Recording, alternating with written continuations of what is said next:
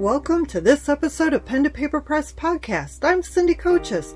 There is a backstory weaved into each book to explore the creative process. I'm sitting down with authors, writers, editors, publishers, and an array of creative souls to have a conversation centered on how they develop their stories to completing their works of art.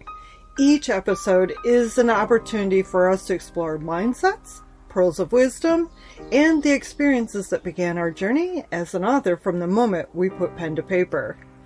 Judy James is a best-selling author of Out of Hiding, Finding the Courage to Be Me, and co-author of 52 Weeks of Gratitude Journal. She is an inspirationalist who is passionate about connection, growth, learning, and teaching. She strives to live intentionally from a place of love to help others to do the same through her teaching and guidance. Judy believes that when we change, the world changes. It's wonderful to have you join me in this podcast, a virtual studio, for a conversation about being an author. Welcome. Oh, thank you so much. And I appreciate you so much. It's a bit of a challenge, just writing a book, getting it out there and doing all the things. And I so appreciate these wonderful platforms, this one in particular that you formed for authors to put themselves out there. So I thank you so much. You are welcome. And it's not easy always to put ourselves out there. And, one of the questions that came to me this morning when I was writing out my notes and stuff was this something you intended to do? When you were a kid, I'm going to be an author one day? Or was this something that, quite literally you found yourself unexpectedly on this journey to becoming a best-selling author? Totally and completely unexpected. If you had told me 2 years ago that I was a writer and that I love to write, I never had a hobby. I worked, okay, and I had kids and a spouse, all the things, right, that women do. And I didn't ever take time for myself to discover what I might like. Mm-hmm. So in 2020, when everything shut down, mm-hmm. I had 6 weeks off work. I'm a hairdresser. I've been a hairdresser for 42 years. So I've been behind the chair for 42 years. I've owned salons, and I've done, I was an educator for a major company, all the things in that area. And I went, I'm just working at a commission salon now. And we were off for 6 weeks. I've been asked to speak at a hair conference to hairdressers about how do you handle being behind the chair? What do you do with your emotions? All those kinds of things. So I had that to prepare for, and I had an online community connection to prepare for. Found a mentor that I had used in the past who is a hairdresser, but he is a wonderful speaker. So I contacted him, worked with him for 30 days, sent him a writing, and he sent right back. He said, "You have no idea what you have here." He said, "You need to take this." He had me put it on a PowerPoint. So he said, "You need to take slide 1 and go to town with it." Maybe that was talking about emotions, or maybe that was talking about gratitude, all the different things. So by the time we finished in a month, I had 15-minute talks that would all plug into each other on empathy and purpose, all the things.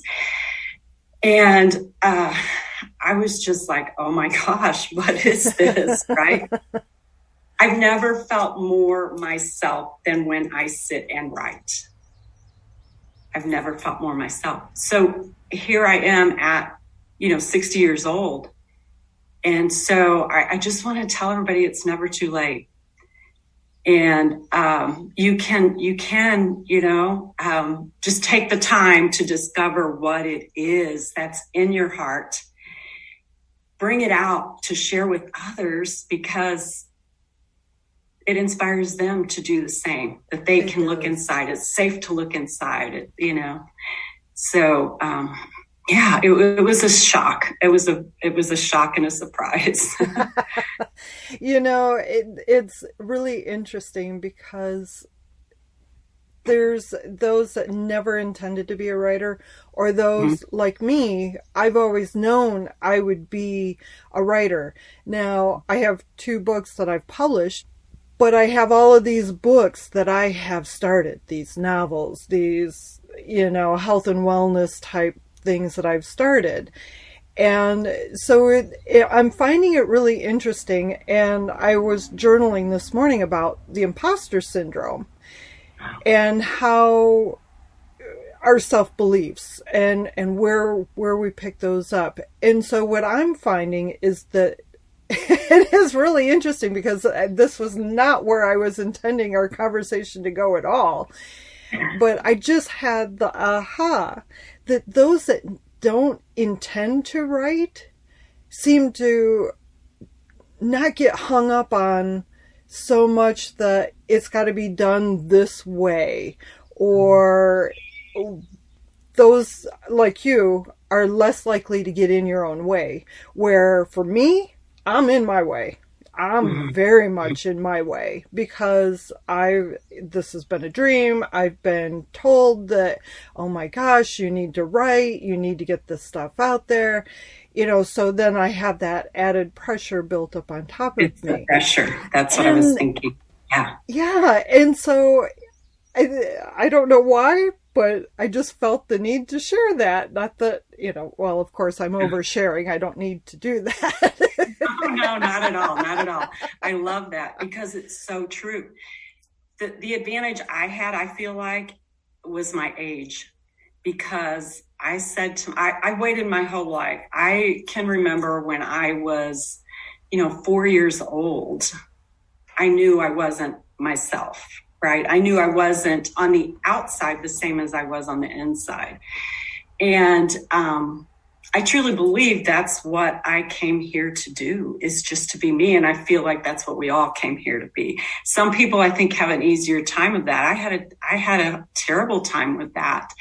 And, I did get a little caught up in, who do you think you are that you can write a book? Like, oh yeah, what is this? Right. But I think, again, age was a bit of an advantage to me, because I'm like, if not now, when? But it doesn't have to be that, it doesn't have to be because of age. It's just, we can do it any time. It's just giving ourselves the permission. Right? Yes. And I have yet to meet a writer that has not faced that imposter syndrome, or the inner critic that says, who do you think you are? To blah, blah, blah, sure. To tell this story, to share this story, to give information, to put yourself as a professional, to be a fiction writer, any of it. Fill in that blank. I have yet to find a person. And if you are that person listening, send me a note. Let me know. I want to talk to you, because I want to know. Okay, how? How does this happen, right? How, what in your life came together that this was not a problem? Yeah. So, in talking about this, and, your subtitle, Finding the Courage to Be Me. So, obviously, there was something that happened in your life that triggered that and brought that forth. What was it, or the things, I'll word it that way. What are the events that provided you that courage to come out of hiding, to know that it's okay to be you and to be you? Mm-hmm. I always had a longing for something, and I didn't know what that longing was, right? Okay. I just knew that something was coming. There is something I am to do with my life. And it was just, again, age. I really believe that as our kids get older, it's a little easier. We have a little more time, and just things happen. And I tell because I do presentations for mostly hairdressers right now. Okay. At conferences. And I talk about, the struggles at work, and what really changed for me one day is someone asked me, "What do you like? What do you like?" Oh, and that can be the hardest question to answer, isn't it? And it just hit me. It hit me right here, right? And I say, then it went up, and my heart it hurt my heart so much. And I say, then it was coming up, and it was just before it came out as tears in my eyes, that emotion, I stuffed it back down real quick. And that's who I was in those days. And I did that with sarcasm and avoidance. What do you mean? What do I like? Everyone knows what they like. What do you like? Right? Turn it around. Yep. And I think that worked fine for me that day until I got home. And in the silence of my bedroom, I sobbed because I did not know I couldn't tell you one thing I liked. But I could tell you everything I didn't like. Yeah. So that's one thing that really sticks out in my journey. And I figured out, because of, all the questions that I had, how did this happen? And how all that curiosity led me to saying, it's time for me to take responsibility for my own life. It's time for me to be responsible for my own happiness. And changing the things in my life that I'm not happy about, right? Yeah. Because I just was a victim, always. I didn't think I had choices. I didn't think I could change the things in my life. And, just slowly, little by little, when I made internal changes in my life, they showed up on the outside, Yeah. And, isn't it funny how the self-sabotager, or that that's that automatic response, is stuff it back down, stifle it, because we're taught that. Yes. It's reinforced that our opinions don't matter, especially when we're kids, whether it's at school, with our peers, with our parents, with our lovers, with our, whatever. There are those people who discredit our opinions. And so then what is that automatic response? Oh, I'm going to keep the peace. I'm not going to say a word. And so my mom's big saying, and she probably said this every day, peace at any price. Oh, that's what I learned, right? So yes. No matter what's going on, peace. We're having peace. We don't deal with it. We just have peace, right? It's really not peace. No. It's really not peace, because we're not expressing what we need. And it's no way to live. No way to live. No, and you bring up something that, I have hair that I can basically, it's long enough that I can actually sit on it. It's beautiful. Thank beautiful you. Hair. And, so I'm not going to the hair salon all the time. So I'm not saying this from a point of experience, because obviously this just didn't happen overnight. Well, I mean, my hair does grow fast, but not that fast. But the times that I have sat in that chair, and of course you're not always the only one, and you hear the other conversations that are going on. As someone who does sit behind someone, or stands behind someone who is sitting, and they are sharing, and oftentimes they're very vulnerable. and I have a friend who is a therapist, yeah, who is a stylist, and Mm-hmm. I oftentimes wonder how much she has had to learn to be that therapist because of the vulnerability that you, as the hairstylist, hears. And they're coming to you not only to unload and Right. to share, but they're looking for answers. I mean, why else do we share our problems? We're looking for a solution and stuff. And I really hadn't even, I mean, it's not something I gave much thought to, but you guys really do hear a lot of stuff, and you have to sort it out. And I'm sure you feel a responsibility to withhold that information and not share somebody's secrets. Sure. So yeah, that's been a real aha discovery for me. And like I said, 42 years behind the chair. I did it every day. Every day, I would go and people would tell me things, hard things, And what I've realized about myself is I am an empath. And I feel deeply what other people feel. Like I don't hear it, just hear it. I feel it. Mm-hmm. And I have had to learn to allow them to speak and all of that and have empathy, but not to take those feelings on, not to take those emotions into my body because they're not mine. Right. And I can have empathy and speak with someone and let them speak and all of that without taking them on. And people don't tell you those things for you to take it on. They don't know what you're doing.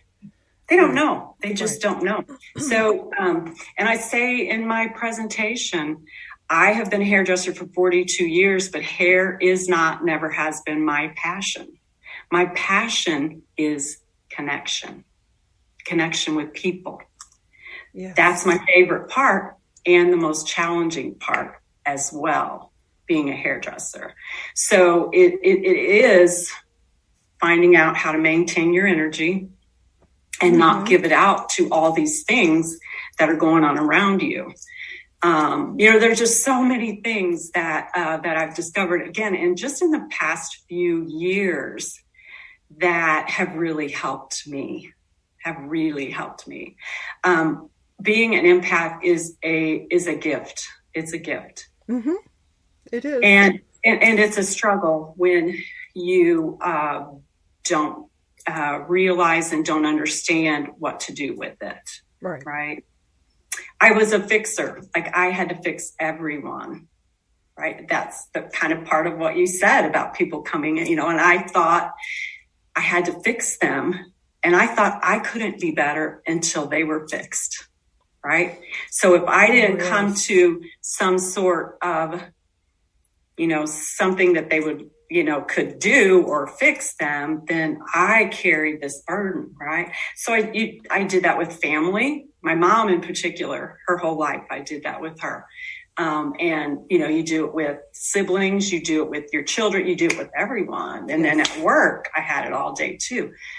So I think that's a big reason why I didn't have the courage, right? Because I had all these things saying, how can you, just be yourself when you have all these things that are weighing on you that you need to fix, right? Well, I don't have to fix anybody but me. Yeah, that's a hard lesson too. That's a really difficult challenge for us, especially as caregivers. Yes. I don't have to make anybody happy but me. Right. I don't. It's wonderful to be able to do things for people to be happy, but you can't make someone happy all the time because you do something or give them something and they're happy until they're not. Well, and then you do something else and they're happy and then they're not. you know, and so how much of your life are you going to give to that, right? I had to make decisions, and it's not easy because you do lose people in your life sometimes. Yes. You know, you do. And that's been tough. Mm-hmm. But there are always other people like you that then come into your life, right? People that you resonate more with. So that's the bonus of it. That's your treasure, your gift from, you know, from taking your path and being doing it for yourself, right? Because I feel like I lived my whole life until about the past 10 years for everybody else. Not me, but for everybody else.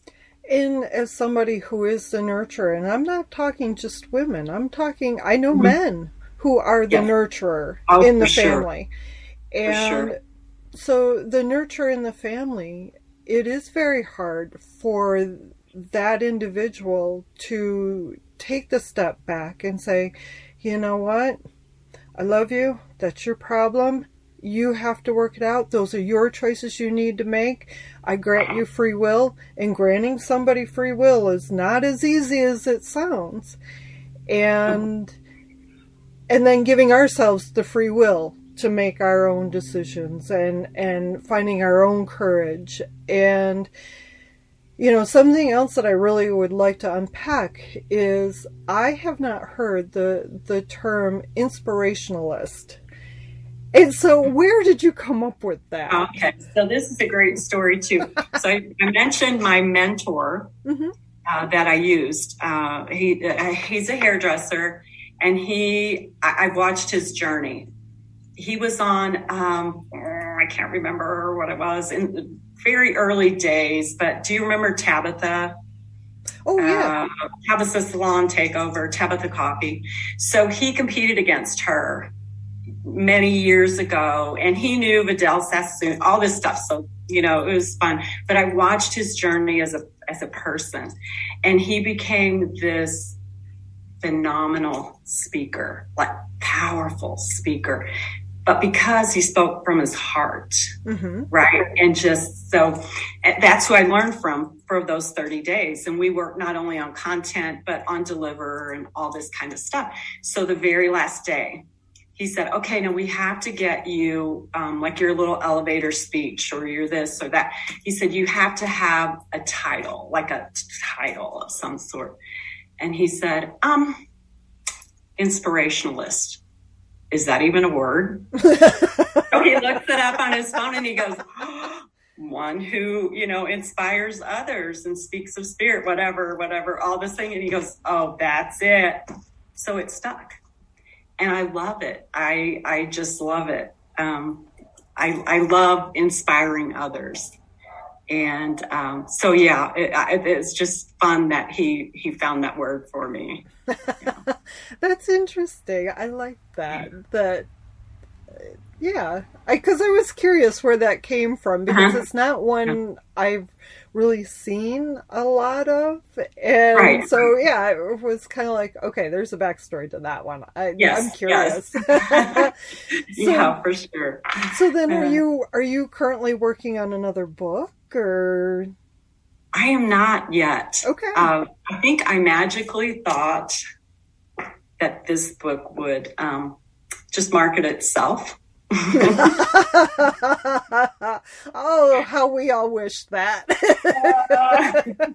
And I can't, marketing is not my very favorite thing. Like if I could sit at my desk and just be left alone, just to write and write and write, oh, that would be the best. I think I could be a hermit. As much as I love people and love connection, when it comes to writing, I think I could just be left alone, right? So I haven't started on another book. And here, another reason why is because I was so inspired to write this book.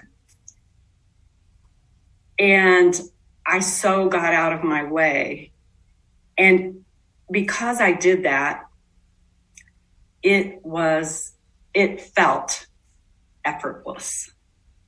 It felt everything came together effortlessly. I sat down to write and the stories came to me. I wrote about things, from my childhood or whatever that I don't know. I don't know why I'm writing about this when I'd start writing, but I thought, okay, I promised I would trust, kept writing. And then all of a sudden, here's the lesson and here's the story. And I'm like, I had no idea. So partly writing this book was a lot of healing for me. I really wrote it just for me. Really did. And I was surprised to see how many people had suffered and gone through and are going through the same sort of things, So that's been fun. I definitely will write more. For sure, I will write more. I just have to focus on this one first and get it going a little more. And I have no idea what I'll write about next. It'll be the same type of thing. I'm a kind of an instant done. So that's why I like the short stories like I wrote in the book. Can't imagine writing anything but that, because I love my blog posts and stuff. They're short, fairly short. And so that's how I like to write. I like to wrap it up, write something and wrap it up. So we'll see. I definitely will write more again, though, write more. Good. So then you said something that I'd like to kind of go back on and explore just a little bit. You said the words, when I got out of my way. Mm-hmm. So how and what do you mean? So what it was for me was surrender. And surrender is not giving up. Giving up is stopping where you are and staying where you are, right? Done. I'm done. Surrender. Quit. Giving up is that. So surrender is to say, okay, I'm here, not sure what to do next. I know, faith, trust, all of that I will be guided to what it is that I need to do next. Mm-hmm. And as long as I listen, my heart, and do what I'm guided to do, because some of the things with that book, I was guided. I'm like, what the heck is it? Like, really? And it came together. And I did not see a way. Even when I had all the chapters written for the book, I did not know how it would come together. I didn't, but I trusted that it would. And it came together in 45 minutes to an hour when I sat down and said, okay, I want this to be put together. And it did. So getting out of my own way is trusting a power, a presence that knows so much more than I do, that will guide me in a way that isn't always easy, but it always feels right. Even if it's not easy, it still feels right. I know that I'm on the path. I like that explanation. Yeah, that's nice. I like that explanation. So then when you were writing, did you sit down every day and write, like you said, 45 minutes, 30 minutes? Mm-hmm. Was that how you made your way through the book? Or was it, when I have inspiration, I'll write and then hope it works?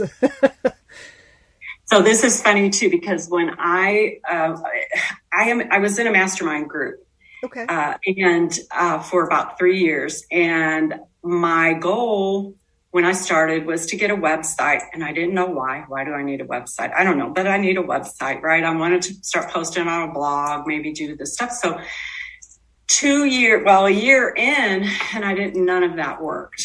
Like none of that worked out. Like I didn't find anybody to do my website, all these different things. In that 6 weeks that I talked about that I was off work, everything came together. Everything. I got someone doing my website. Everything came together. And when I'm posting on a blog every week. And I looked up and I said, listen, if I am to post on this blog every week, which I'm glad to do, I can't struggle, and I don't want to plan it out. I want to sit down and I want to write something. I don't want it to be stressful. I want it just to come to me, and that's how I'll do it. If that doesn't happen, I'm not doing it. I just said that. And it is every week I am blown away, because every week I sit at my desk and maybe I won't have any idea what I'm going to write about, but it always pops in. Something always comes. I'll see something on, in an email, something that will spark something for me to write about. And I write, and that's it. So it's been really great. It's been really great. Yeah. You seem to have a very strong faith in spirit, or a spiritual trust. Yes. Yeah, I do. And I've always had that. I've always had great intuition, which I feel like we all have intuition. I think everyone has it. Yes. I ignored mine my whole life. And I can look back on my life and remember the times that I knew not to do. I knew it. Like, I could feel it I can still feel it when I think back on it. I feel it every bone in my body. Do not do that. But I wanted to. Yes. So I did. And it didn't really ever work out really well for me. But when I have followed my intuition and followed my guidance, like especially the last few years, it's just like whoosh. And again, it's not that things are super easy. Like you have to work still. You have to work, right? Yep. But if you open up and trust, it comes to you. So yeah, I would just, when I was writing the book, it was like I was on a mission. But here's the thing too, during that period that I was writing the book, we took in three teenage grandkids, my teenage grandkids. So I had all of that going on. I had 2 kids of my own still living at home in their 20s. So we had 7 people, 3 dogs, and 2 cats in the house. How fun. I know the chaos is there, but when there's lots of chaos, there's lots of different things that are going on, but yet, you speak of community and connection and being there and so forth. What a gift. I'm sure it wasn't easy, It was not easy, but it changed my life and it changed their lives. And it changed, my husband's life, changed all our lives. So yeah, but it just it was a lot. It was a lot going on, but I still managed to get in my heart every day and write something. Right. And I went to work. Well, to back up a little bit, when I went back after the 6 weeks, I only went back 2 days a week. So now I'm only working in the salon Tuesdays and Thursdays. So I have Monday, Wednesday, Friday, and then the weekend to write. So I had ample time on my hands. But again, you have, all this other stuff going. But I think you have to carve out some time. Mm-hmm. I do really well with a schedule. Like I'm a morning person. So I get up in the morning, I do my morning routine, which is, meditation and journaling, spending some quiet time to set my intentions for the day. And then I kind of need to get going, right? Get right to going. Because that's just how I roll better. I need a schedule. It doesn't have to be super tight. I'm flexible, but I like that routine. I think that has helped me get things done, is having a good routine. Yes. And there are some that need that and some that drives them, crazy. Right. Right. My husband is more like not the routine as much guy. So yeah, I mean, everybody has to figure that out on their own. Right. But I think you shouldn't try to make yourself what you're not either, right? Whatever works good. You got to follow your own rhythm. Yeah. Whatever it is. Whatever it is. Yeah, there is no right, there is no wrong. It just is. And that's the hard part, is that people pleasing, or, you know, that imposter syndrome, or that inner critic saying, why can't you do it like them? Why aren't you as good as them? Why can't you do what they're doing? And it's like, because it doesn't feel right. So, you know, you've got to talk to that inner voice. You've got to listen, because the inner voice does have, as my throat crunches on that information. So yeah, there's something in there for me to unpack. Not here. When we're done with the conversation, it's like, yeah, maybe I need to go back to that journal and kind of write some more about this topic. And I have no idea why, but those were the thoughts I woke up with this morning. And so, you know, it was like, okay, let's unpack this. Why is this here on the forefront? But anyways, and now I've completely lost where I was going, so that's okay. We'll just move along. I love it. So then when it came to editing and, okay, I'm going to publish this, how am I going to publish this? Those next steps, you know, writing a book is one thing. Editing it is another. Publishing it is a whole other topic to unpack. And then marketing. I think I've talked to one person who was looking forward to the marketing part. And that was because that's what she does. Out of all of those areas, obviously you mentioned marketing, so I'm going to take marketing off that line of thought. What part was it, the writing, the editing, the publishing, that really kind of made you just stop and go, do I really want to do this? So I was so nervous about the editing. Okay. Because it's so you pour your heart out and then you give it to someone who's going to change things around, right? So, and I dreaded it coming back and seeing all the red, right? All the changes, all the, but it was such a pleasant surprise.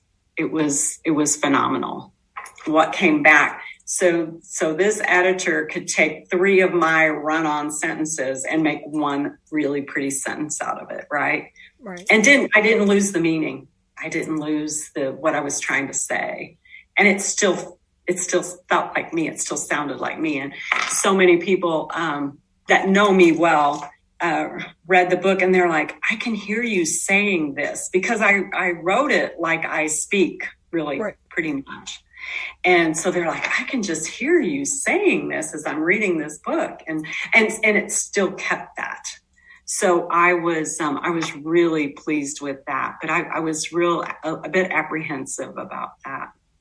Didn't know what to think because I had never experienced it. So. And it is intimidating to hand over our baby for somebody else to critique. And, we do have that interior fear of, are they going to judge me? And how are they going to judge me? And this is the first person who really gets to see the raw information. And that's what it is. I mean, you can edit your book 50 times before you give it to an editor, thinking, okay, it's polished, but yet you have that knowing that it's not, because you're paying somebody to say, make this work, or help me to say what it is I need to say. And to have an editor who is open and able, or willing, or I guess willing is the right word I'm going to use here, to say, okay, you got 3 run-on sentences. Let's compact them. Let's get rid of the fluff, and keep the meaning. That's a good editor. So it was wonderful. And I just lost my train of thought. Sorry. It was you, saying that you, and I felt this because you always wanted to be a writer. So when I wrote mine, I just was done. Like I didn't feel like I had to polish it up I didn't know anything. Like I didn't know anything about it. So I just sent it off the way it was, right? I mean, I didn't know. I didn't think about polishing. I didn't think about any of that stuff, And so I think that's another way that you could get more in your way than I did in mine, because I didn't even know, I didn't know. Because I do editing. And so for me to have somebody else to look at my stuff, I already have that self-judgment of they're going to think I'm a sucky editor. But the thing is, we cannot edit our own stuff. And this is one of the things that I try so hard to relay to others when they're writing and they're self-editing. 1, be gentle on yourself, because what we know and are trying to relay and put on the page does not always come on the page. It does not always appear there. Exactly. Because we know what we're trying to say. And sometimes we just are really lousy at saying what we're trying to say. Well, we can feel it, right? We can feel it, but sometimes those feelings don't have words, or we don't have the words for those feelings. Yeah. And so it's a challenge. It can be a challenge. Yes. And, one gal, I think, me editing her stuff and me coming back and saying, explain this, go deeper. What did you feel? Explain this more. Tell it to me like I'm a 2-year-old, because, not everybody knows what, okay, I'm going to use this as an example, and this is not her example. On your website and in the biography that you sent to me, you're a Reiki master. Trying to explain to somebody what energy healing is probably one of the harder things to explain, not only because what is Reiki, but because there's such a stigma. That stigma has obviously over the years really been reduced. It's no longer, you're being put to a stake and so on and so forth. Those medieval times are not there. Right. But we still have those fears that we're going to be put on public display and shamed because of our spiritual beliefs. It is like explaining, what is Reiki?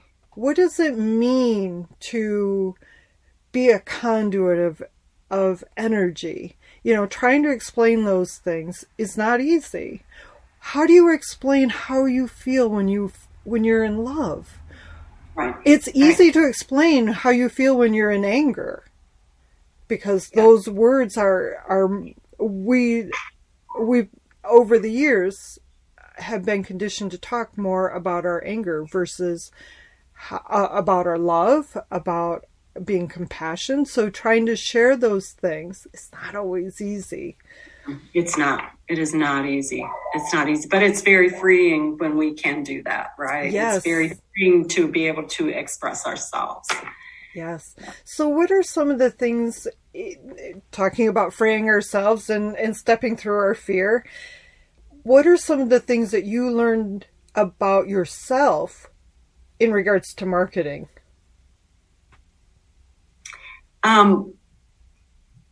That people see me different than I allow myself to see me, right?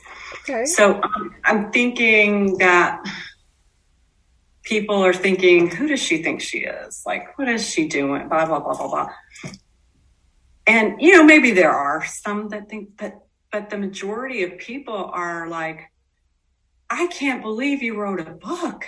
And to me, it didn't feel like, and this sounds so, I don't know when I say it, but it didn't feel like that big a deal.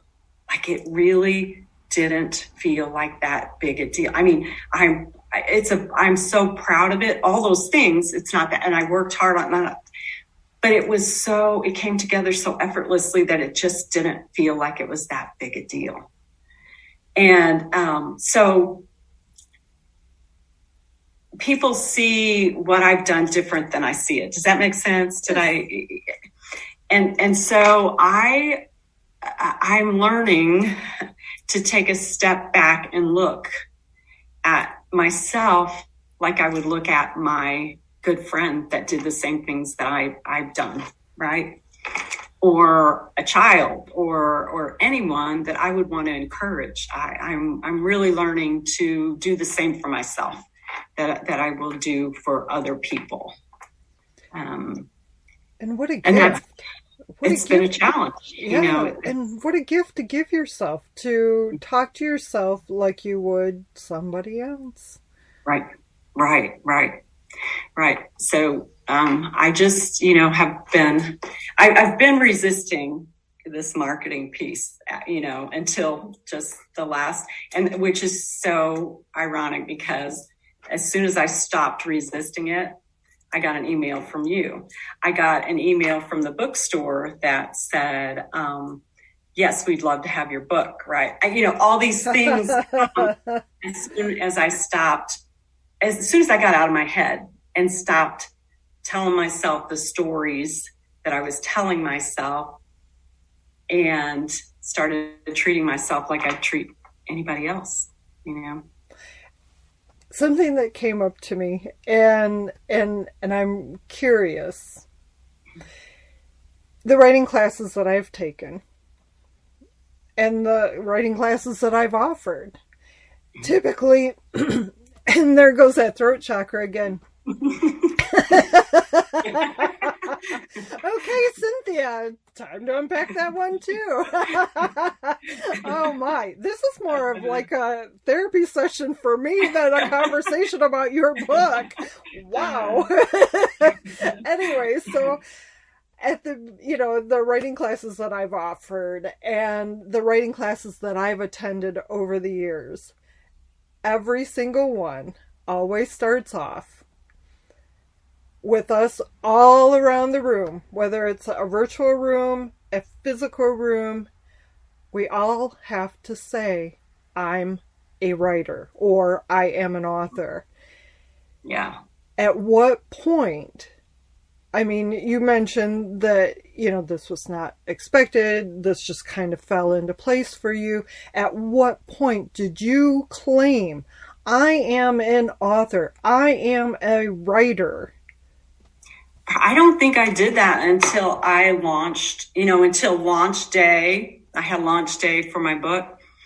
And I did a lot of Facebook Lives on my page. And I had a lot of guests come in that had helped with the book. Okay. And then I was able to say it. It still sounds, it's still a little bit like, really? It's still, so I don't know what it would take. What would it take for me to own it? I don't know. But I am owning it more. But I think that was the first time that I really, when I got the boxes of books, saw the books, all of that, even though I had been writing it for, months and posting on a blog, that's writing, being a writer. Yeah, I think that was the first time that I really thought, okay, yeah, this is real, That's interesting. And I know some who have published several books and still have a hard time claiming it. So, and again, I think that's that self-talk that we all do. And, hey, listen to that throat chakra close right up when I started to say it. It was hard for me at my, the conferences that I presented at to say, I'm a writer, I'm an author, I'm a speaker. What? I'm a speaker. I'm in front of, 200 people and I'm not able to say I'm a speaker, right? I mean, what do you have to do to own it? Answer is you have to own it, right? It's not about what's out here. It's about me owning it. And it's been a process. It's been a lifelong process for me to be able to own who I am and give myself the permission to be who I want to be. It's been a lifelong process for sure. Yeah. Just like your book says, out of hiding. Mm-hmm. I truly cannot think of a better name based on our conversation about your book and the things that you've gone through. I cannot think of a better name for your book other than, out of hiding, finding the courage to be me. And it's a lifelong journey. It is not done and moved to the next topic. It's a journey that you're going to walk your lifetime. It's a journey that we're all walking. Trying to find who we are. It is an exploration. Mm-hmm. And we have so many hidden aspects that we have no idea because we don't explore, right? We don't take the time. Yes. We're too busy. We're too busy doing everything else to go sit out under a tree and just be, right? And that makes me wonder why. Why do we become so busy? Because we're afraid, because of fear. Yeah. We are so afraid of our greatness that we can't stand it. We're so afraid of our greatness. And I think that's true for I can't say everyone because some people can, just totally expand and be in their greatness. And it doesn't mean, and this is the other part, it doesn't mean that you have to write a book. It's not, none of what I've done is about the book.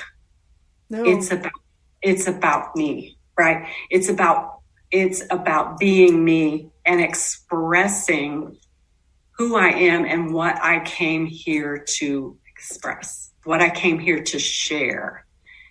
Through the experiences that I've had in my life. And not one of us have had the same experiences in our life, right? Right. So many of us have been through some of the same things, but we all have a little bit different take on what we've been through because of what we tell ourselves about that. Perception. Not what we went through, but what we tell ourselves about what we went through. Because I could go through something and say, well, that wasn't that big a deal. And somebody else, it could be the end of the world, right? So it's what we tell ourselves about what we go through. And so that's why we're all so unique. And that's why yes. We have, little pieces and snippets that can really resonate with other people. And be like, wow. I mean, just really unlock an aspect of them that they didn't know was there, right? Right. So, I love that. I love that part. So, Judy, where can people find you on the wonderful World Wide Web? My website is judy-james.com.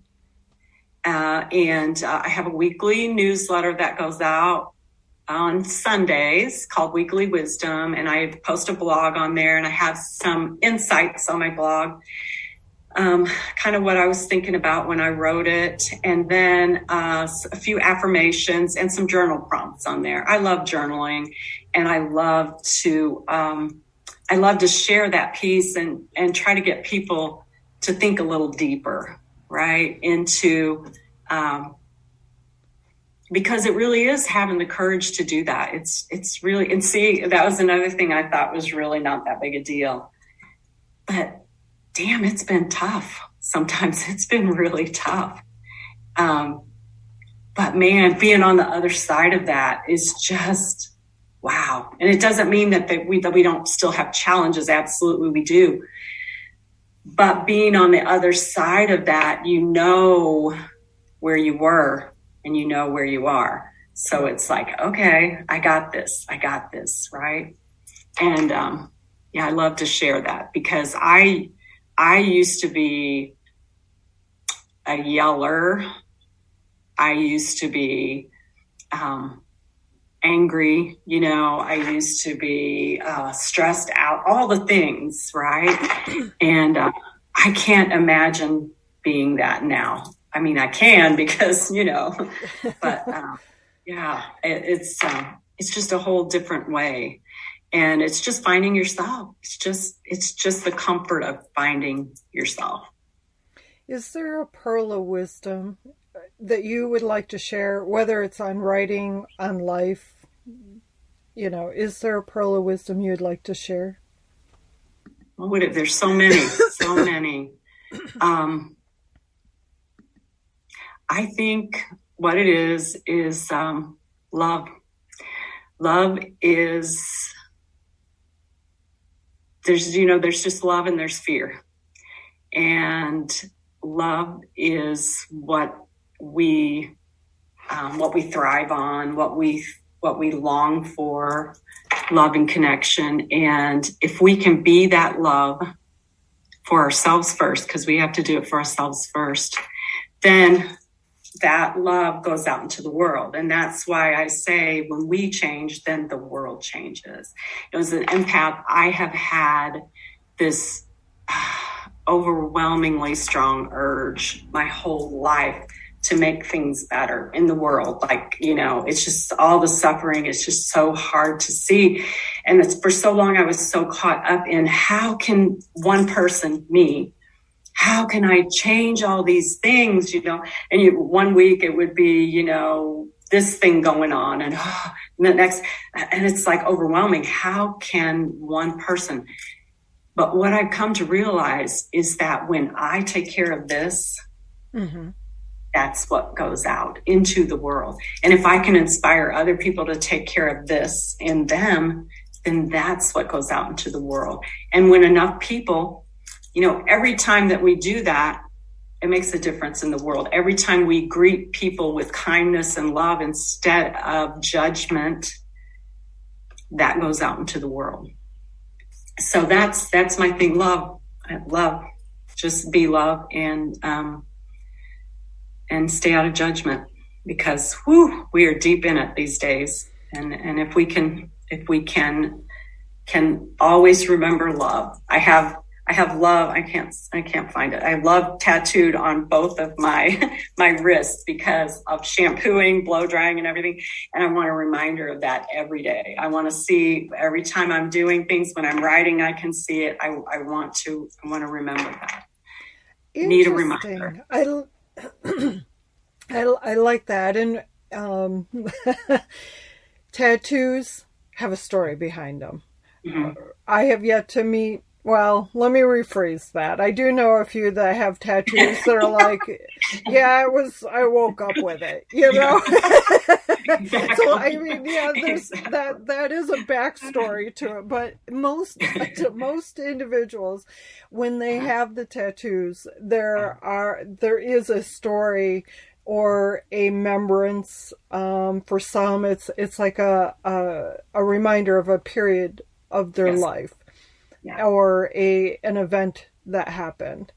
And they all have a meaning. So I like that you put that on your wrist so that when you're at work and you're helping somebody with their personal care, that you are reminding yourself of your own personal care.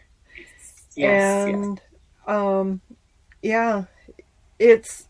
is amazing how our connections with others, and even though we might not think it's whatever, it's no big deal, yeah, okay, but to somebody, they may have needed it. They may have needed that acknowledgement. My gosh. And that is one thing that I have allowed myself to receive, because for many years I told myself that same thing. Oh, big deal. They don't really care. They don't really care about me. They just want their hair done. And that was me not willing to receive what I was giving to them. I couldn't receive that I was doing something more. Does that make sense? It does. I blocked it. Like no. And it wasn't because it wasn't there, because it was always there. It's just the way I was seeing it. I was seeing it that I didn't matter. That's what I told myself. That was a story going on inside my head. You don't matter, right? So then I thought the things that I did didn't matter. And so that whole change in mindset, and oh my gosh, it is the most humbling and wonderful thing in the world to know that you have touched someone's heart, that you've touched someone's life, and been able to have a little light bulb go on in their head, like, oh, I never thought about it that way, right? Something like that. So I fully let myself receive that now, because that is the icing on the cake. Like that's the good stuff, right? And I will allow myself to feel good now. I didn't ever allow myself to feel good.